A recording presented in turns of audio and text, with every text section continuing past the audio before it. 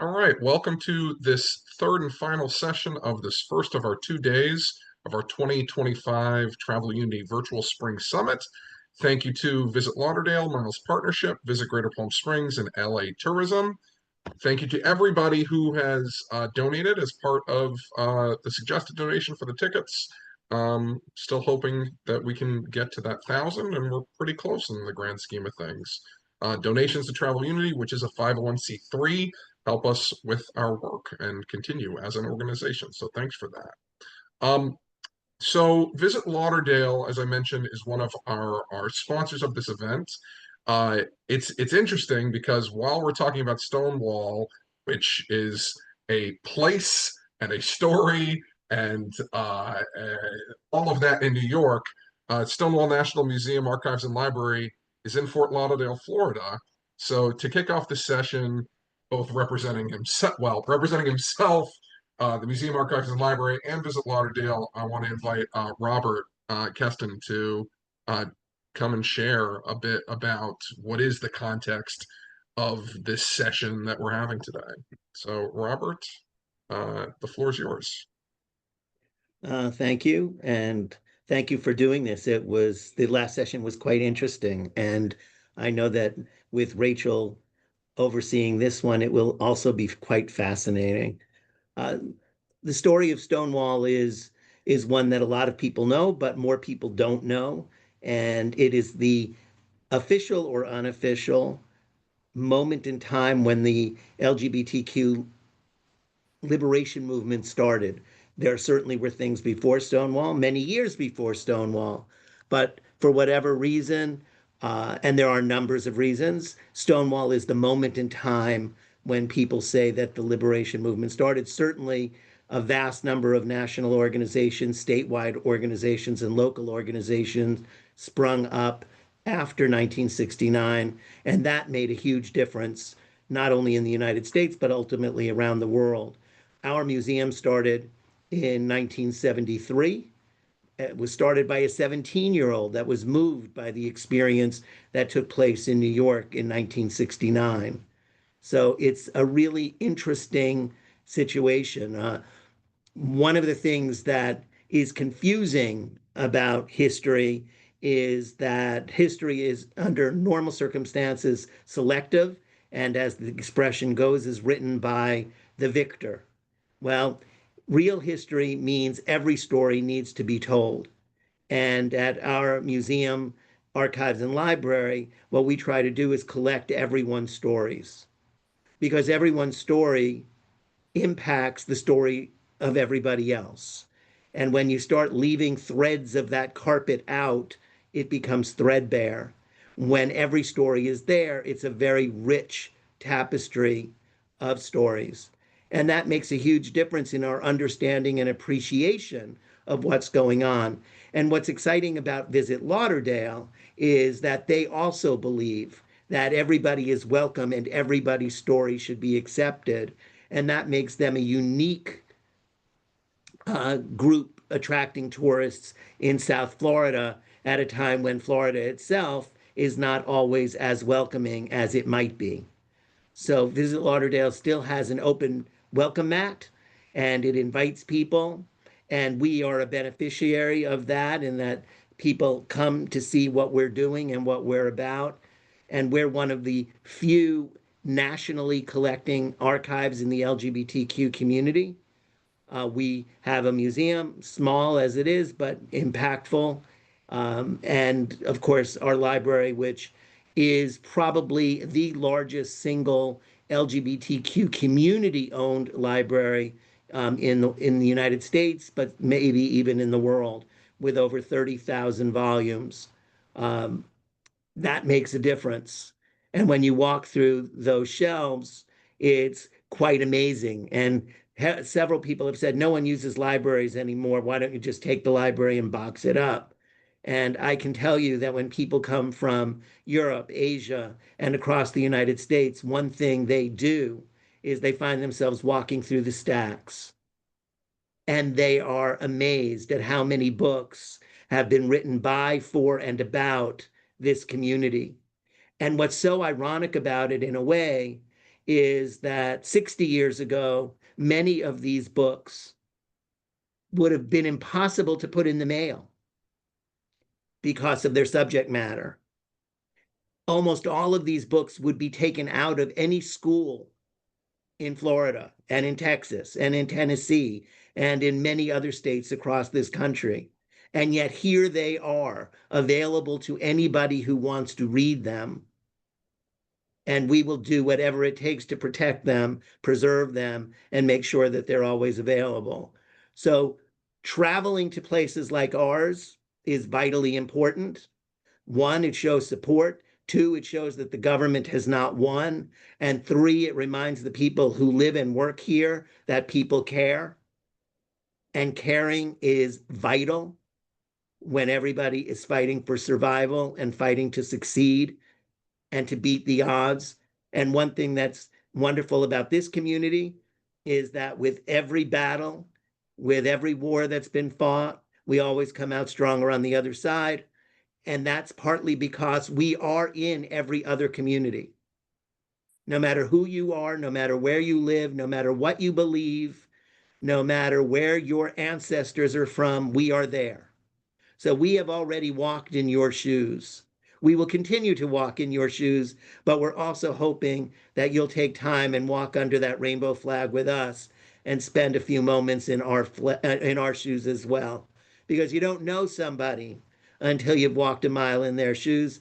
And with Pride coming up in just a few days, Sunday is the first day of Pride, and this will be the 55th anniversary of the first Pride. So last year was the 55th anniversary of Stonewall. This is the 55th anniversary of Pride. Come visit our Pride exhibit, which will walk you through 55 years of Pride, 31 different countries, some of which you can't do Pride anymore in. Some you can try, but it wouldn't be a good idea. And then others are accepting and welcoming Pride every year. So this is something that's only been going on for 55 years. It has spread around the world because anybody who cares about freedom, anyone who cares about liberty, has a little bit of Stonewall in their heart. Robert, thanks so much for setting the tone today. Before I kick it to Rachel, there's one question in the chat. Not everybody on this call is in the US, and there's the question of, is it the possibility of checking the books available from abroad, online, offsite? Everything is possible. You just have to contact us. We do have whatever it's, God, it escapes me now. But we do have a way to get books and other materials online. So Robert, it's if you want to put Stonewall, info in chat for yes, Maria to reach out, it's pretty easy, stonewall-museum.org, but there I you will go. put it in the chat. Um, cool. If it's just the website, I already put that in. So Okay, that's what it is. cool. Rachel, all right. It's yours the rest of the time. Wow. Hi, guys. How are you? Thank you so much, Ronnie and Robert. Always a pleasure to see your face and chat with you. I feel like my life has come like full circle in this moment because Robert has been someone that's really opened my eyes and taught me a lot about the history of our community. And I also get to be on this upcoming panel with a gentleman I met a decade ago. I actually, when I lived in Pennsylvania, and I'll give you a little background about what I do and who I am for those who don't know me. But about a decade ago, I lived in the Philadelphia region, the suburbs of Philly, and I started an LGBTQ nonprofit out that way. 10 years ago this month, we kicked off our organization, and we kicked off with a gala in June for Pride. And Mark Siegel was our first speaker at that gala. And so to be on this call today, 10 years later, moderating a panel with Mark on it and being having an intro by Robert beforehand, I'm very honored to fill some really big shoes in our community. So, or at least try. So thank you so much for having me. I really appreciate it. Today, we're going to talk about Stonewall and the responsibility for honest, inclusive storytelling. I'm going to be joined by a group of amazing, incredible, intelligent individuals. I'll be moderating. Mark will be joining us, and I'm excited to have him back in conversation. Timothy Leonard is the Northeast Program Manager for National Parks Conservation Association. And then Angelica Torres, an LGBTQ activist involved with the Stonewall Initiative, will also be joining our panel. So why am I moderating? I guess that's a great question to start with. So I own a travel blog called outcoast.com. I have also, it started as an LGBTQ travel blog that focused heavily on Florida. And I've had it since 2017 and 2020. We launched statewide. I had the opportunity to kick off our travel blog with Lauderdale. Actually, Visit Lauderdale was our first sponsor of that kickoff campaign. I traveled around the state of Florida in July of 2020. As you guys can imagine, that was an interesting time for all of us. Miami Beach was shut down that weekend when I was there during COVID, but I visited 17 destinations in 30 days and launched our statewide platform and became the first LGBT travel blog for Florida specifically. Last 2 years ago, we have since expanded, and last year we expanded and started working with Enjoy Illinois and other destinations beyond Florida, partly because of what happened last year in Florida. So for those of you who are not aware, last year, the story came out that Visit Florida had removed their LGBTQ content from their website.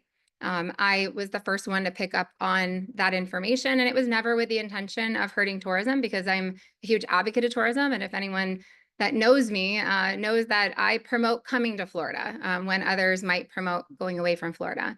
And for the same reasons Robert mentioned, we need to show up, we need to live here, we need to vote, we need to create change, we need to put dollars in LGBTQ businesses and continue to do so.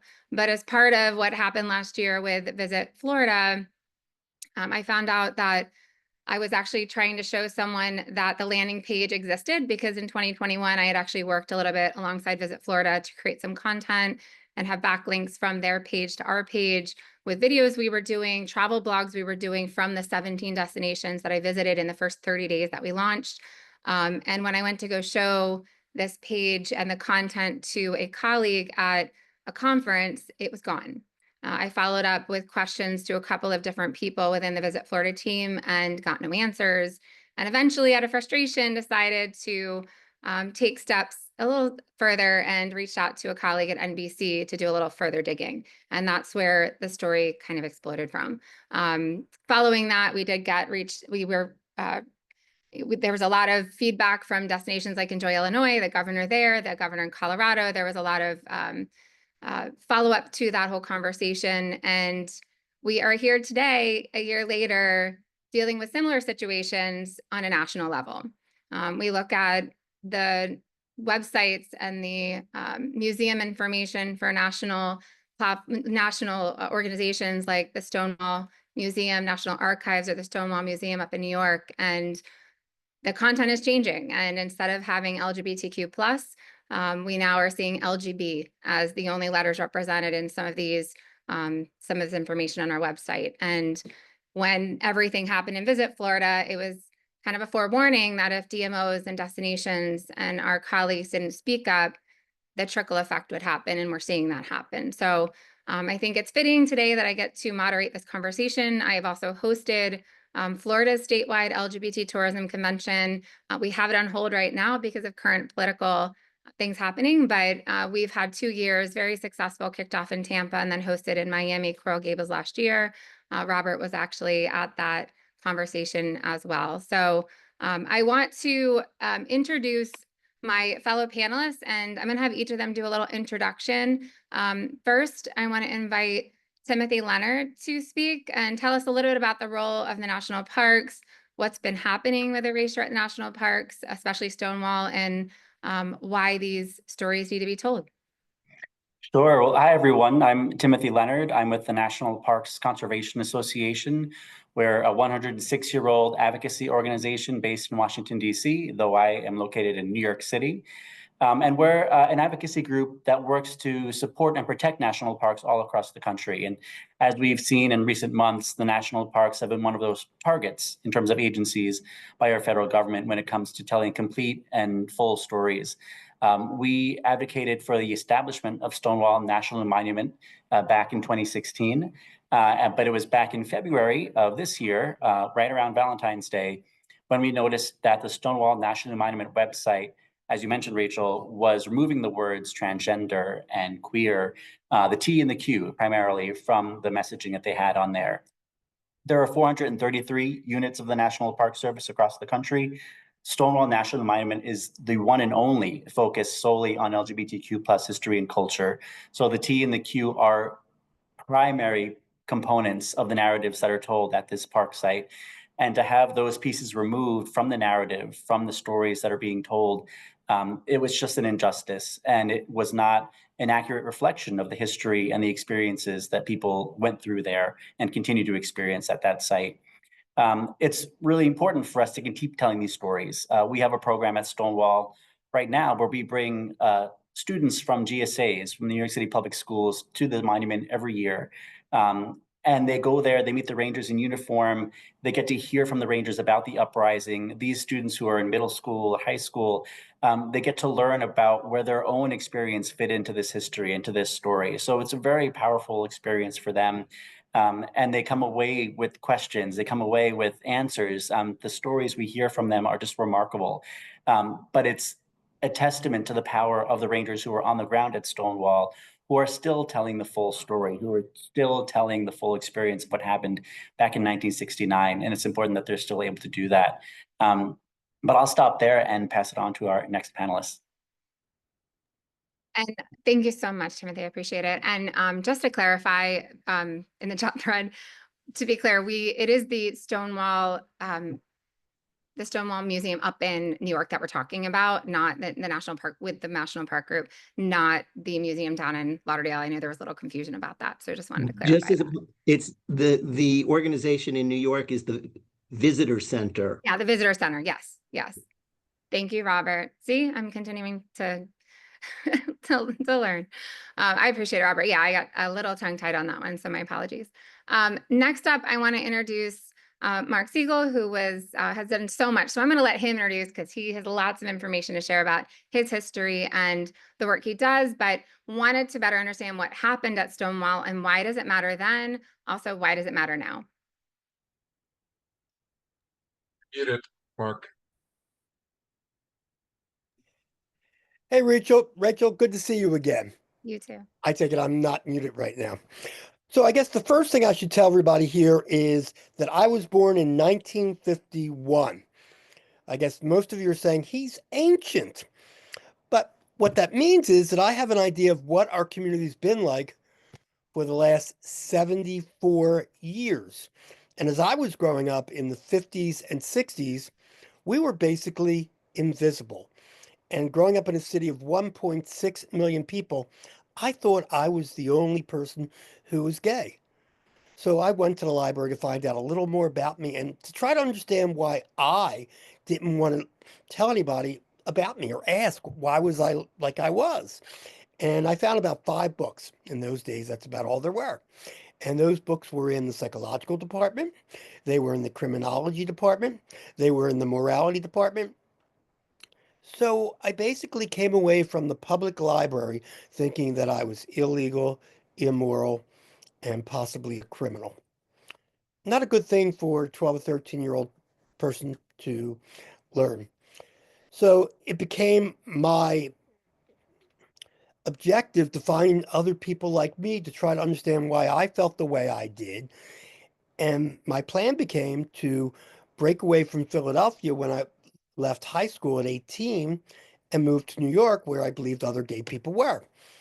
And so on May 10th, 1969, I left Philadelphia, went to New York, checked into the YMCA Sloan House on 34th Street, got on the subway that night, got off at 4th Street, and went looking for the gay community.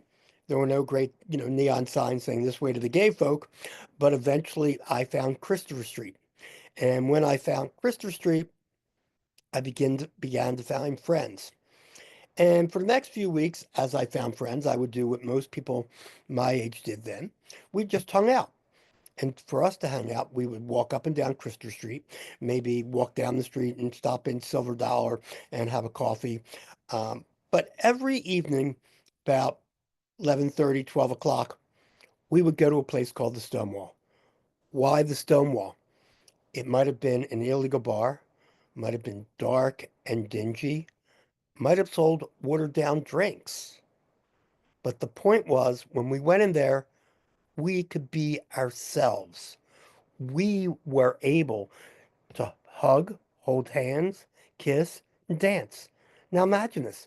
New York, a city of 6 million people, and it is the only place where LGBT people can dance, can hug, can be themselves. It might have been illegal, but we felt safe in there. Why did we feel safe? Because on the street, Christopher Street, people could come from one of the other boroughs and harass us, beat us, or more likely, the police would harass or arrest us.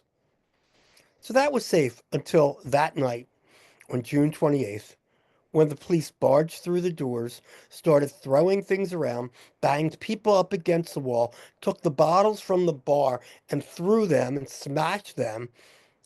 It was pretty violent. Probably the most violent thing I've ever seen. Uh, Eventually, we were let outside. Outside, when the police wanted to leave, we started throwing things at the door. I'm lucky in the sense that a man by the name of Marty Robinson came up to me and gave me a piece of chalk and said, I want you to write up and down the street, tomorrow night, Stonewall. That's when I became an activist. I didn't even know what an activist was.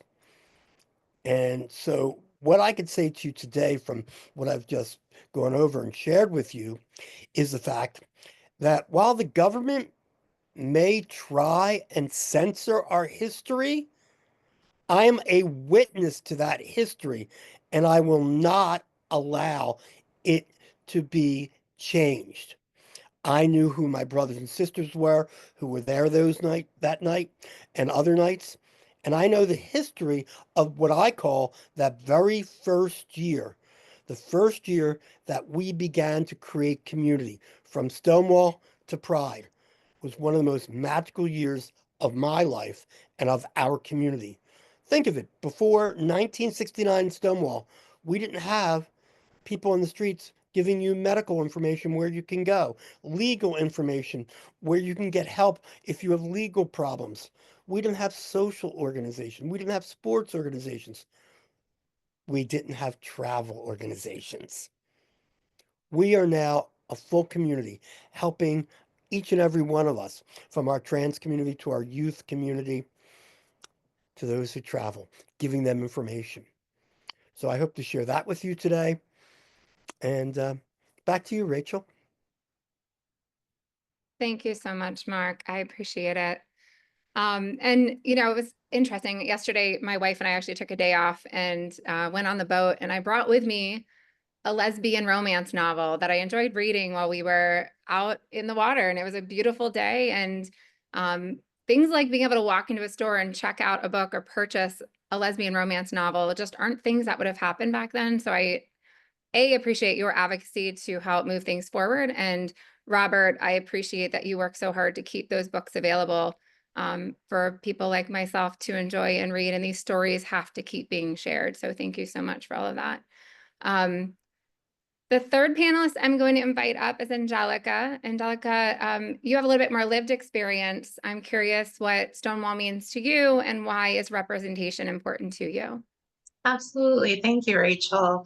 Hi, folks. My name is Angelica Christina. I am a native New Yorker, trans activist, actor, model, and I'm also on the board of the Stonewall Inn Gives Back Initiative, the official and only nonprofit of the bar itself. And so as listening to Mark speak, I felt very similarly to his experience because even as a child growing up in the projects of New York City, I very much felt alone. I felt very othered, especially in a predominantly Black and Latino neighborhood. My sort of identity was most certainly not accepted in those types of environments. I dealt with a lot of torment and torture and bullying, not just from people in my building or in my neighborhood, but also within the school institutions that I used to go to. I went to Catholic school from grades 1 through 8. And I describe it as hell, truly, because I was a very sensitive kid. I was always a very feminine child. And so for someone that was told that they were male at birth, but then to display feminine characteristics was very frowned upon. And it was something that was used as fodder to make fun of me. And so I grew up in a Spanish Catholic household where they did not understand my identity. I'm an 80s baby. And so back then, we really didn't have the sort of access to information that we do today with the internet. And the internet, of course, it has its pros and cons, but your average child today can hop online and research what it is that they were feeling. Whereas myself, the only sort of access that I had to other trans people was unfortunately in media. And the reason why I say unfortunately is because more often than not, it was shows like Jerry Springer and Maury Povich, shows that were exploiting trans people, especially trans women, and parading them as circus acts meant to be laughed at and made fun of. And then later on in my early teens, I was fortunate enough to go to the first fully accredited LGBTQIA plus high school in New York, the Harvey Milk High School. And that was where I sort of found language in terms of what it was that I was experiencing, what my identity was. And I also had access to other trans people so I could connect and feel less alone in the world. However, I still was very much struggling with my identity and feeling very much alone in a household where I was unfortunately being abused, both verbally and physically, by my single parent. And so, but even back then, I knew who I was so intensely from the time that I was 3 or 4 years old. I knew that I was a woman. I just didn't have the language to express who I was. And so one of my biggest frustrations, even as a teenager and as a child, was always seeing the narrative that trans people were just one thing, that we were monolithic. And again, that we were something to be made fun of rather than to be humanized. And I didn't hear very often stories of the trans people in my community that were experiencing such hardship and so much struggle in life, not only just to survive, but thrive as trans people. And so when I was approximately 16 or 17 years old, I set out to change that narrative and to create space for us to tell our stories. And so that's when I started taking part in documentaries. So I did a documentary that went on to be a part of, sorry, I'm like mixing my words here, but the Tribeca Film Festival, excuse me. That documentary went on to go on to the Tribeca Film Festival. And so that was a moment where I was like, wow, me as a trans person, my voice matters. And so does that of my community. And so I did several more documentaries after that. I did several television shows, such as The Oprah Winfrey Show and America's Next Top Model. I really firmly believed in trans representation because, again, I was just very frustrated with the same narratives play out rather than humanizing our lived experiences. And so I believe it was 2020, during the pandemic, I joined the Stonewall Gives Back initiative because I wanted to take my activism to another level. I wanted to be able to give back to my community and to, again, represent my community, because trans folks and non-binary and intersex and two-spirit folks are so underrepresented, and we are often left out of the conversation. And there are so many narratives spouted about us that aren't true. And you see it online all the time. These people that spout this heinous rhetoric about TGNC people without even really knowing a TGNC person. And so it's been my mission in life to really give voice and give credence to my community and to create further visibility and safety and space for us to tell our stories on our own terms. I appreciate it. Thank you so much, Angelica, for your vulnerability, for your voice, and your activism. It's much needed. And I want to also emphasize the importance of allyship to transgender community members, even within our own LGBTQ community. When I lived in Pennsylvania, at the time, we were trying to diversify our board and almost in a way waiting for people to come and volunteer to be on the board that were diverse. And I remember being in a meeting with, if anyone knows Deja Alvarez from Philly, an amazing transgender woman. I spoke up one day at the statewide conversation and I said, well, we're trying to diversify. We can't get people on our board. And she looked right at me pointedly and she said, then show up at their events and stop waiting for them to come to you. And it was a learning moment for me. It was, let's go out, let's go. So we started going to all sorts of different events.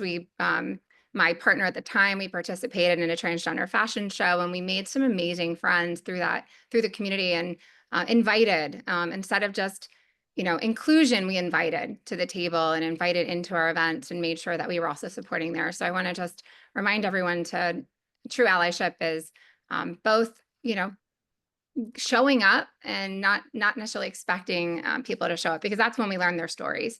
And that's when we learn more about how to be a better ally. So thank you again, Angelica. I appreciate it. Speaking of stories, let's talk about travel, because that's obviously Travel Unity is why we're here. I think I'm going to ask a few questions travel related. I see some comments. Ronnie, do you want me to address those now or wait until the end? I'd say do your questions first. I think that Okay, it's perfect. just And if general engagement. if I don't for the answer most them, part. we'll get to the others at the end. So I want to open this up to all the panelists that we've heard from so far. Why is it important for travel industry professionals to understand LGBTQ plus history? It brews more business. If you understand what your client wants, they'll come back to you time and time again. One of the things that NPCA, National Parks Conservation Association, supports is the idea of people who go to their parks, and therefore they give membership, and they get 1 year they might go to one park, 1 year they might go to another park, and a third park. If we create LGBT sites to go visit, imagine what the array would be. 1 year you might go to New York, next year you might go to Palm Springs or Fort Lauderdale.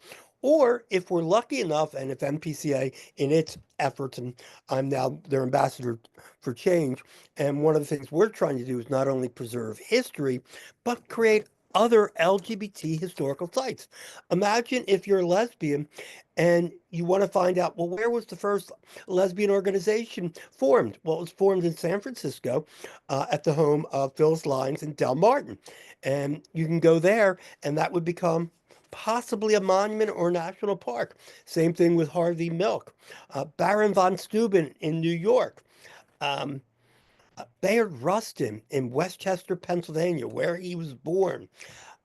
So these are some of the things that we could do as travel experts when you have LGBT people and they come to you and say, well, I'd like to go somewhere I feel comfortable. Then you might say, Palm Springs, Fort Lauderdale, New York, or many of the other places that you could possibly think of. Or I want to learn about my heritage. Well, as Robert said, the gay rights struggle really began on June 28th, 1969. And not just because it was a riot, because it created Gay Liberation Front, which created the community that we have now for the first time. It took a year, but by that first Pride, we were a full community. And that means giving services to our community, every service, whether it be medical, whether it be legal, whether it be youth services. Why can't it be business services? And why can't it be travel services? And as a travel blogger, I create travel content, whether it's YouTube or Outcoast, like travel blogs, social media stories, and reels. Some of my favorite places to visit include history tours with those visits. And I think if you're trying to appeal to a certain demographic, like the LGBTQ plus community, it's great to have those as offerings. It doesn't mean that when we travel, that's all we want to do is go to pride parades and gay bars and LGBT history. No, I get burnt out from that. I've been seeking out wellness spaces lately just to calm the brain, the neurodivergent brain I have. But I think it's really important that these options are available. I personally also think that to understand history is to understand the roots of where our needs are, our needs for safety, our needs for belonging, our needs for connection. And I think that helps when it comes to the marketing aspect in the tourism world as well. Timothy and Robert and Angelica, anyone else want to add to that conversation? I just wanted to point out that our history, LGBTQ plus history, shares history with every single other movement that came before it. So Rustin, for example, started in the labor movement, then was in the civil rights movement, then was in the LGBTQ plus movement. So there are historical sites all over the United States and in some cases all over the world that have both LGBTQ history, but that also meshes with all of this other stuff, including the women's movement. So when you go to Seneca Falls, there were probably lesbians there, and when you read about Betty Friedan, you understand what happened when those two worlds divided. So there's really a merger of history when you follow an LGBTQ plan because it overlaps with every single other community, both in and out of the United States. So there are ways to make this extraordinarily interesting. And people go to Paris because of its historical record, and London because of its history, and Washington because of history, and New York because of history. So history is a major factor in travel, just like beaches are. And I think it also reminds us that we've existed forever. I mean, when I go to, I tell people I like finding rainbow gems, even in the sea of red. So I love finding those like little historic rainbow gems of different destinations. If I find out that like in St. Pete, we have the Mary Jean Hotel that was owned, run by an LGBTQ person, and the hotel's been revitalized into a hotel it is today for our community. Those are just such gems for our community. And I think it makes it more marketable of a destination to visit. Timothy, And do you want to add anything? Yeah, LGBTQ history isn't just for LGBTQ plus community members. And when we think of the ways travel industry, you mentioned Rachel allyship before, the way travel industry professionals or companies can be great allies is to recognize that it's important for non-LGBTQ plus community members to hear LGBTQ plus history, to be able to share those stories and recognize that these stories are American history, that these are stories that should be told more broadly and not just to LGBTQ people. But it's also the fact that we are not only there, but we are important influencers of the time. Jasper Johns, Rauschenberg, those are artists that are in the Metropolitan Museum of Art, the Museum of Modern Art, in many cities across the country. So knowing who people are is part of that shared history as well. So it's one again, it's one and the same. You can't see one without knowing the other. Just like now, the NEA and the NEH, National Endowment for the Arts and Humanities, both said that they will only give grants to celebrate the 250th anniversary of the Declaration of Independence and the Revolutionary War. Well, as Mark said, von Steuben was the person who worked directly with George Washington, and he was an out gay man in the 1700s. He wrote what was then the seminal piece of work on how to train the military, which was used for over 100, maybe 200 years. So there it is, right in front of you. You want to know something about American history? You want to know about George Washington? You want to know about the American Revolution? Well, von Steuben is there. And that booklet was used by our military for many, many years, even when they were kicking gay people and lesbians and bis and trans and everybody else out of the military. The book that they were using was written by a gay man.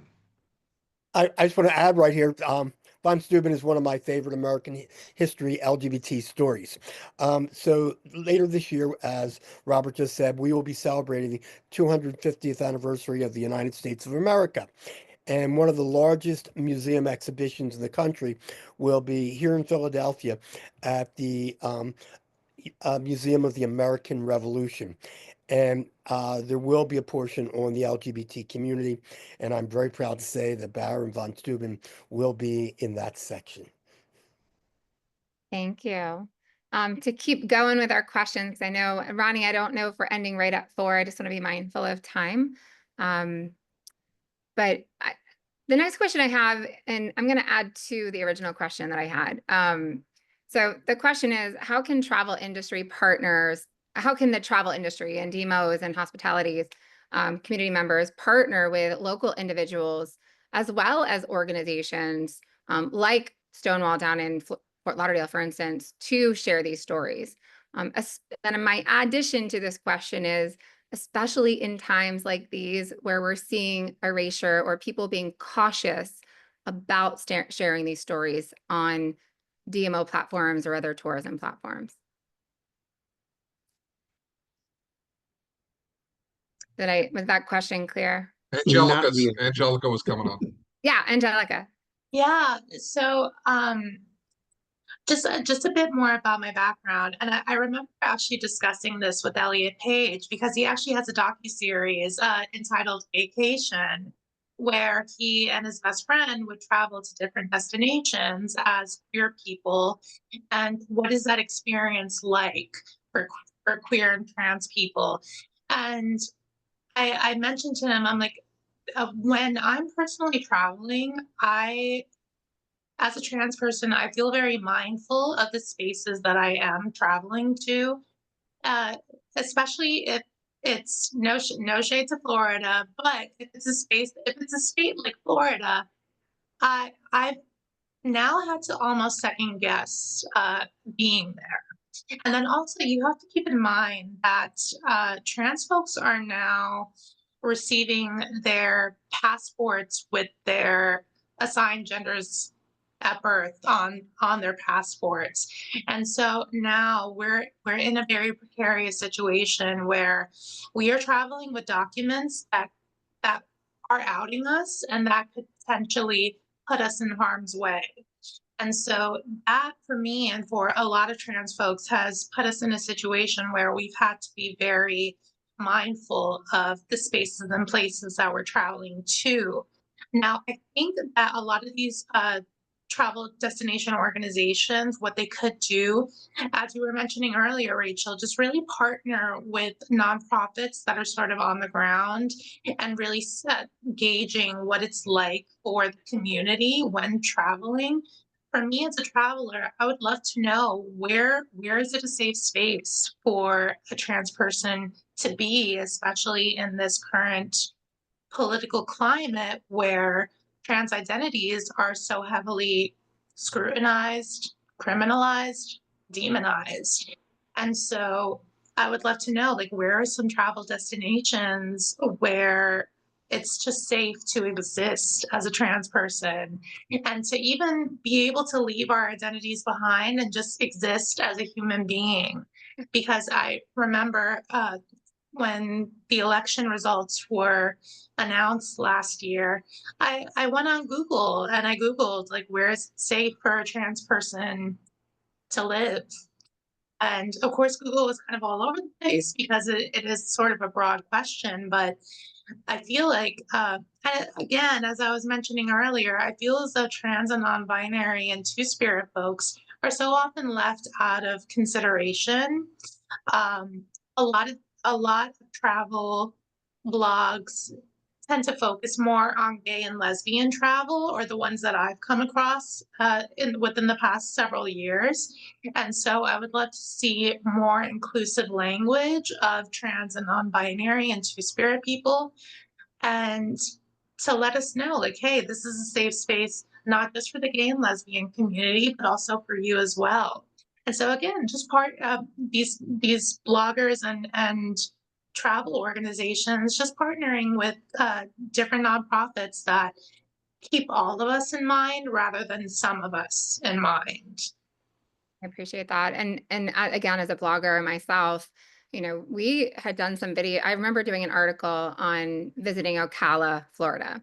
And if anyone hasn't been to Ocala, it's like farm country. It's beautiful, but it's definitely a different type of area. And I had someone from Miami at the time. I was in Miami, and it was a black gentleman that was a gay black gentleman that was speaking to me at the time. And he said, I don't know if I'd get much out of your blog because you're a white femme, what's perceived as lesbian, you know, in Ocala, and it doesn't speak to me.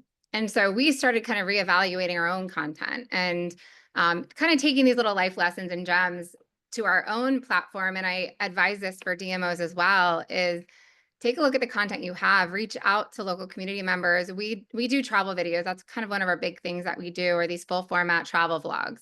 And we've started inviting other people into our videos. We've brought Black gay couples. We've brought Hispanic, Latina couples and individuals. We've brought transgender community members, because I may have an amazing experience in a destination, but I want to walk away with their lived experience and their real authentic experience. Did they? And what kind of feedback can we get to take back to that DMO to make it even better?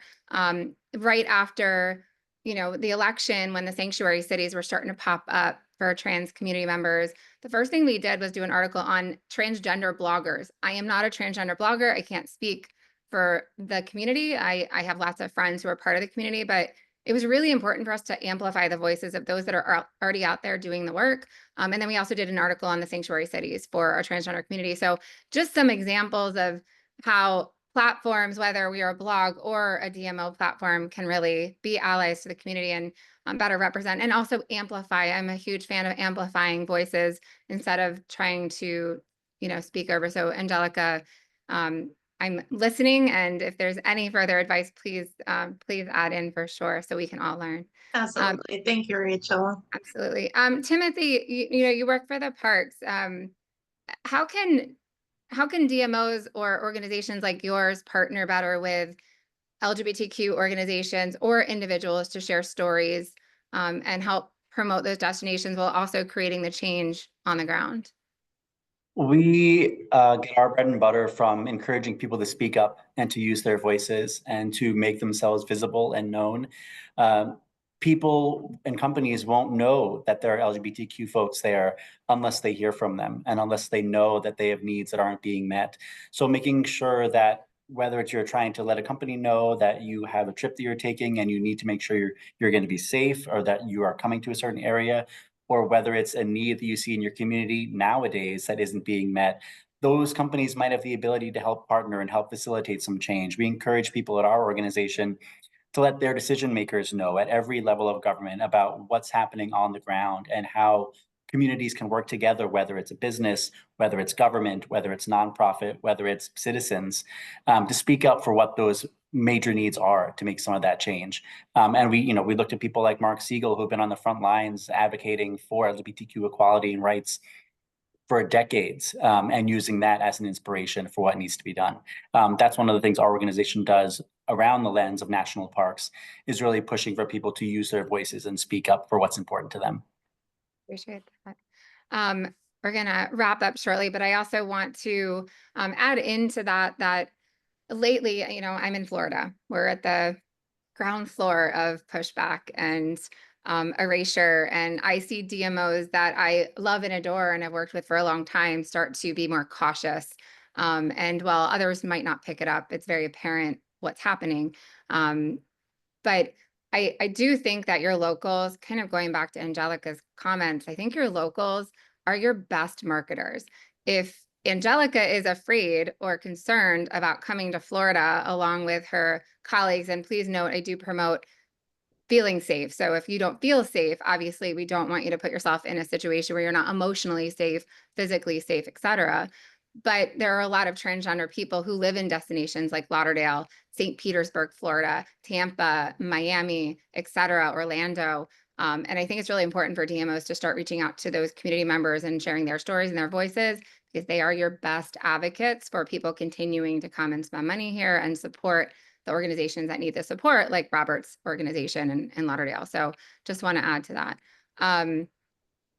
Robert, you look like you wanted to add something. Yeah, I I just can want to see say your that face in this little square.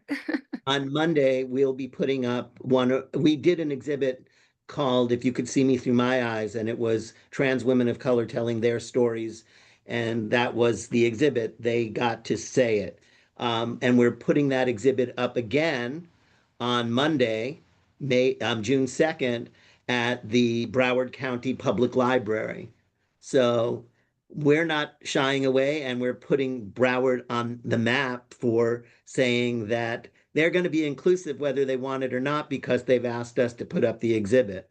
So there will be 3 wonderful trans women of color as part of an exhibit that will also highlight the work in that area that's being done by the Community Foundation of Broward.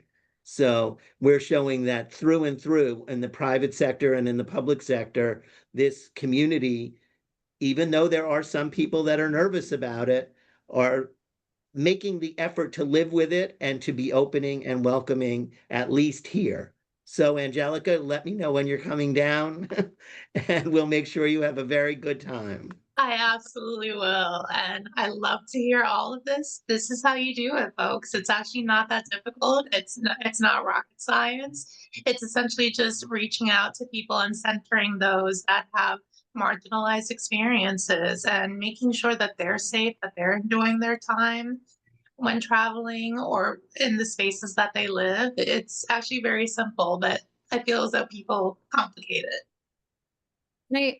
I think too, from the DMO perspective, you do need to know your destination and what you're promoting. We don't want to promote inauthentic messages or stories that promote something you're not offering to our community.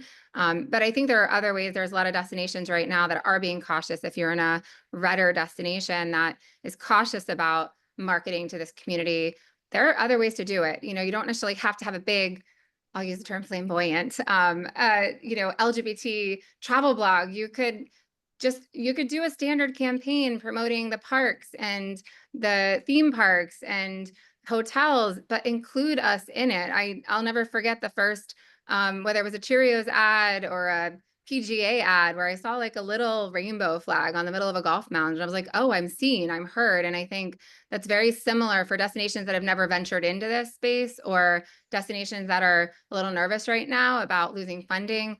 Have a backbone. Please have a backbone.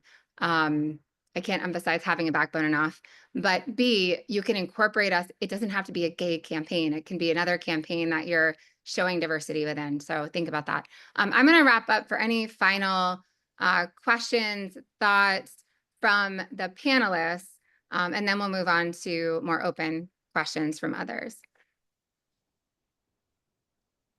Any final thoughts, Timothy, Robert, Angelica, Mark? Yes. I think we're on a pioneering stage for LGBT travel, and you all are the pioneers.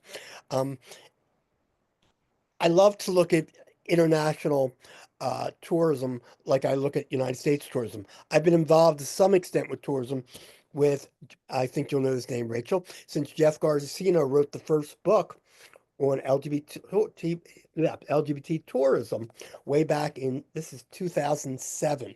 And he created the first campaign for LGBT tourism to come to any one city. But here's the little nugget I leave you with today. 10 years ago, there was a country that if you were openly gay, they used to kill you. That country today has on its tourism website, if you're LGBT, you can come to this country, but please remember our culture. That country is Saudi Arabia. That's how far and important LGBT tourism is. And you're the ground floor of creating that new base. So It's been pleasurable. But there are two sides to that story.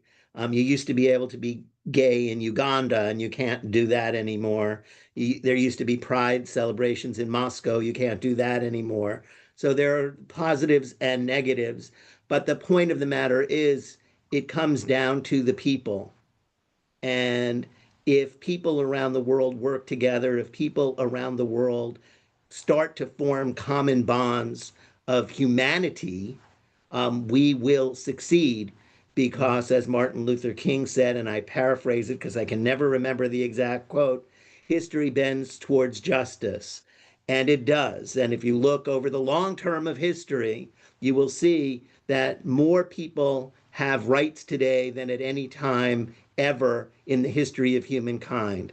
And it will continue that way because people will never rest until they are free. And we will be free, and the trans community will be free, and the people of color will be free, because ultimately no one is free unless everybody is free, and we all want that. We all want to feel that, and we won't have it unless we work together. That's why there are museum, library, and archives like ours that make sure those stories are preserved forever. So you can come here. I mean, I know when I've listened to the news in the morning or read a newspaper and feel down, and then I come in here and I walk into that archive, I am reminded of the tens of thousands of people who over the last 50, 60 years have stood up. And I feel much better about the world and me. So I hope that you'll all come and visit, because I want you all to feel that good about the world around you and the possibilities that lie ahead of us. Whether you're straight, gay, lesbian, trans, bi, whatever you are, you should feel that there is a place that looks forward to your arrival at any time, anywhere that we are. Thank you. Amen. Timothy, any final thoughts for you? I couldn't put it more better than Angelica and Robert and Mark did. National parks are an interesting subset of travel destinations. They had their highest visitation ever last year. And, it's unfortunate that we're seeing some of these national parks as sort of the first targets for some of the erasure, some of the actions of this administration, along with universities and museums, because we know that people who are able to explore the world and learn about other cultures, learn about other people, learn about our shared humanity, as we've been saying, we'll be better off, we'll be happier, we'll be able to help support each other. And that's what we are really advocating for when it comes to parks, is making sure that everyone has the opportunity to visit those places, have those tremendous transformative experiences, and walk away thinking in a new way about who they are and how they fit in with the rest of the world. So we're here to encourage that still. And the LGBT community is only one community in this long line of stories that we tell. Timothy, to get more granular though, for Stonewall in particular, what would you say for people who want to be advocating, supporting your, like, how can you empower the attendees, the viewers of this, in terms of this particular issue of erasure? Yes, well, we actually have an action alert. I can put the chat in the link in just a minute. But it's an online action you can take where you can send a message to your elected official, letting them know how strongly you feel about the stories that are being told at Stonewall, how strongly you feel about the erasure at Stonewall. And this goes beyond just Stonewall, but all the different histories that are being erased by the administration. And we talked about Revolutionary War sites, we talk about Black history, we talk about women's history and the disabled. All these national park sites tell these stories, and those stories are under threat because of this administration at this given time. So I'll put this chat link in the chat in just a moment, but we do have an action you can take online to let people know that you care deeply about this. Thank you, Timothy. And I will emphasize, kind of as a wrap-up note, that you need to share stories. If the national websites are removing things, we need to find other ways to share the stories, whether it's DMO partners, organizations, nonprofits, bloggers, whoever you can, share these stories that need to be shared. And in this world of lots of storytelling and social media content and algorithms that only show you what you usually follow or support, find other ways to get creative and share those stories and open conversations with people who have different opinions than you, because it's the only way we're going to change hearts and minds and educate people. So do not put up walls. Do not go somewhere. Open doors and open conversation to create that change. So thank you, everybody. I want to finally just open it up to, I know we're limited on time, but wanted to open it up to the general group here, if there's anyone that has any questions that we can answer that we didn't already address. I'd say that in the spirit of that, some of you have been here for the whole day. If there's anything, relevant while we're still in this space together to share, ask, all of that, feel free to use the chat or come off of mute, get on video, whatever works if you have anything else to say or ask before we wrap.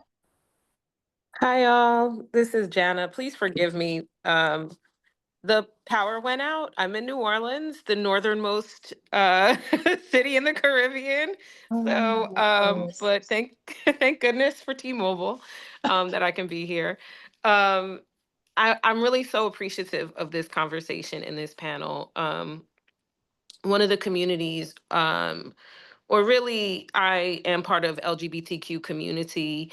And one of the things that I see as a Black woman and a woman of color is, and that bothers me, is that a lot of things are very segmented in these like weird marketing groups. So it's like, my friends are across the, gender spectrum. We are across the race and ethnicity spectrum. And so when you're trying to do things that are multicultural and also, again, incorporating all sorts of gender expressions and also sexual orientations, it's very frustrating. So I'm just really thankful to have this conversation because like we all have these different intersecting identities, right? So a couple of things. One, I come from a social justice background, actually. Travel is something that I love and kind of fell into.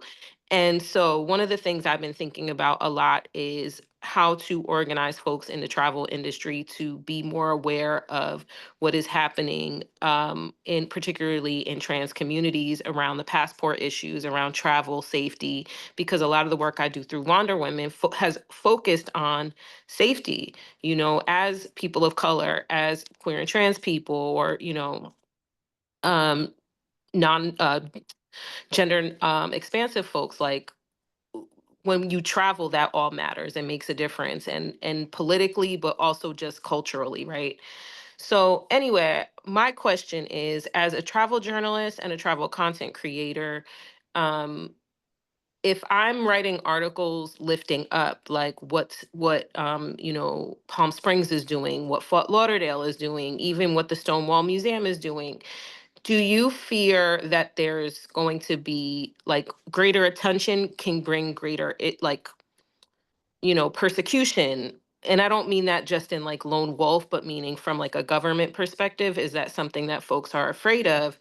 It's different when you're posting on a blog or maybe even Instagram versus like, hey, if I get an article in, let's say, Condé Nast Traveler, Afar, Essence, I don't know, is that going to bring greater, scrutiny? And also, I just want to state that sharing that I come from a social justice background is because I've been thinking about, again, this organizing folks within the travel industry. So I do want to be in community with folks who are thinking about this as well. And I also want to lift up an awesome organization called Gender Liberation.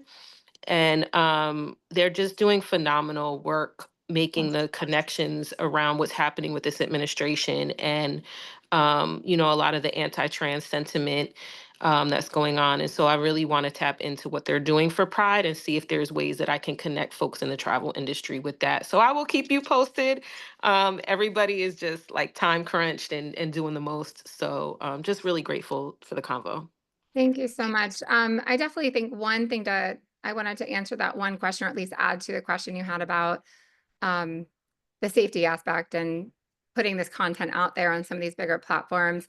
I even noticed with our own travel blog that some businesses, LGBTQ owned or inclusive, are becoming a little bit more cautious about publicly outing themselves as LGBTQ owned. I think it's really important. We do have to respect safety of what people are feeling and not assume that just because they're LGBTQ, they want to be shared as such. So definitely engaging them, asking those questions, warning them that, hey, and I have to say my first personal experience with this was when the local NBC did a story about the whole Visit Florida thing. And then all of a sudden it was a national conversation and my name was like front and center on that conversation. It was honestly the first time personally I felt as vulnerable and nervous as I did, not knowing the power that's out there and how that might impact me personally, safety wise, or just emotionally. So, but I think it's really important to, as a journalist, as a blogger, making sure that people feel comfortable being outed in those spaces and publicly noted as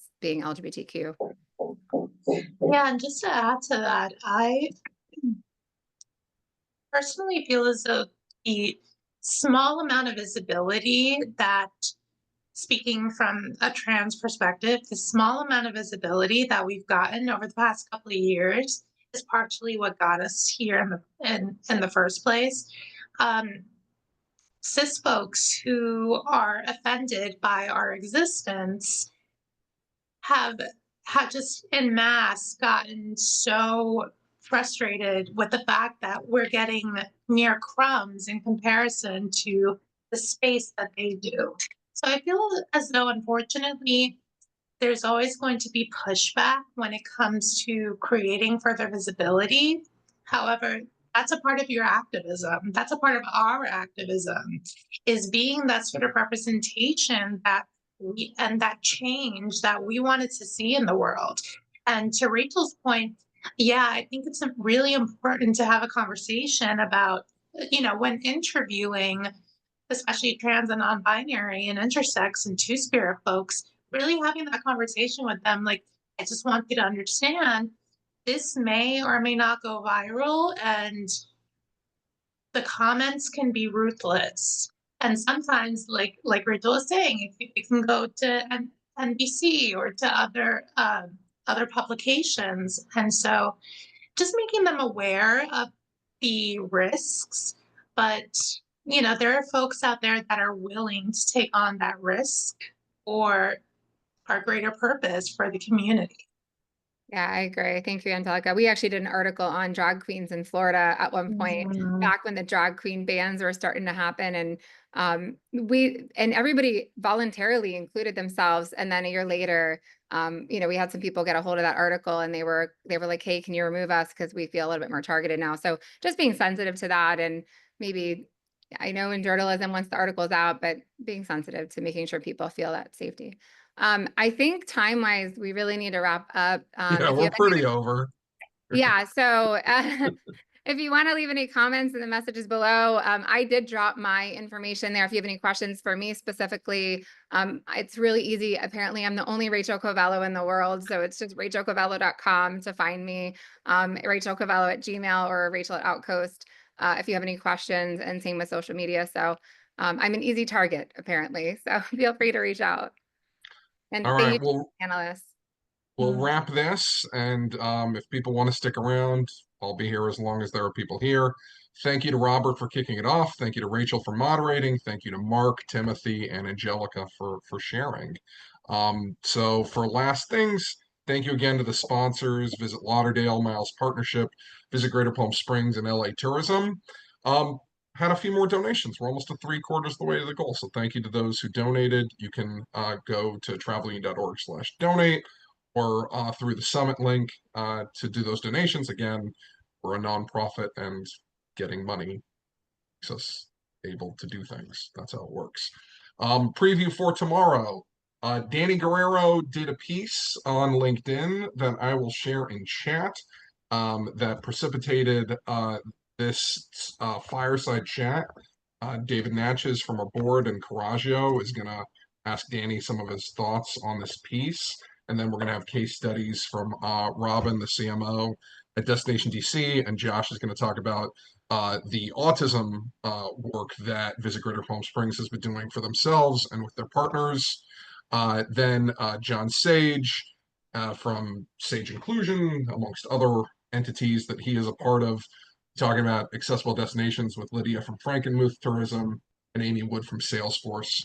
And then our last session tomorrow, I saw Ed has students in the crowd today. So Pauline Fromer, Ed Salvato, and Ernest White II from Fly Brother Presidio Pictures will wrap up the general, how are we looking at all of this turbulence and what are we going to do? So like today, there will be plenty of time for people to share in chat and various ways. In terms of staying connected with Travel Unity, you can subscribe to our newsletter.